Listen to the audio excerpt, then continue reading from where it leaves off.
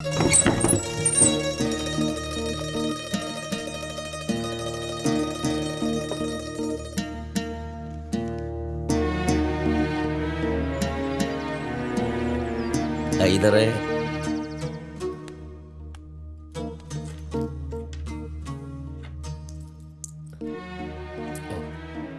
രണ്ട് ദിവസമായിട്ട് യാത്രയായിരുന്നു. യാത്രകൾ അള്ളാഹുവിൻ്റെ നിശ്ചയങ്ങളാണ്.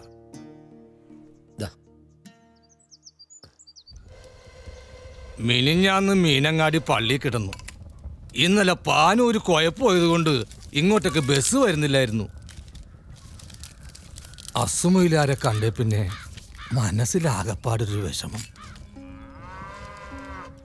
എനിക്കും അസുമയിലായിരിക്കും ഒരേ പ്രായോ.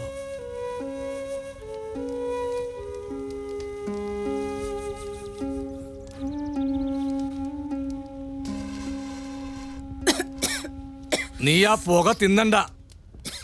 വെള്ളം ചൂടായിട്ടുണ്ട്. ഈ എണ്ണ ഒന്ന് ദേഹത്ത് പിടിക്കട്ടെ.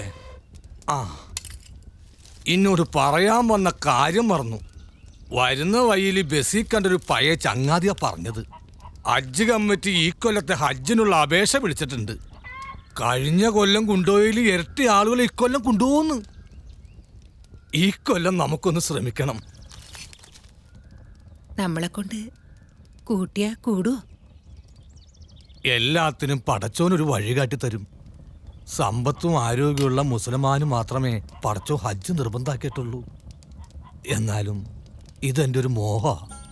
മരിക്കുന്നതിന് മുമ്പ് ആ പോരിശയാക്കപ്പെട്ട മണ്ണിലൊന്ന് കാലുകുത്തുക, മുത്തു റസൂലിന്റെ റള കണ്ണിറയൊന്ന് കാണുക.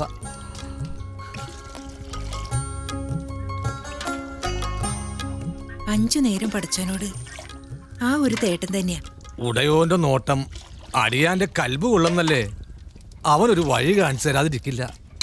ആ, നീ അവിടെ വെച്ചേക്ക്, ഞാൻ എടുത്തോളാം. വമ്പുറ്റ ഹംസറ ചാടി അമ്പിയ സുപതി മാറടാ.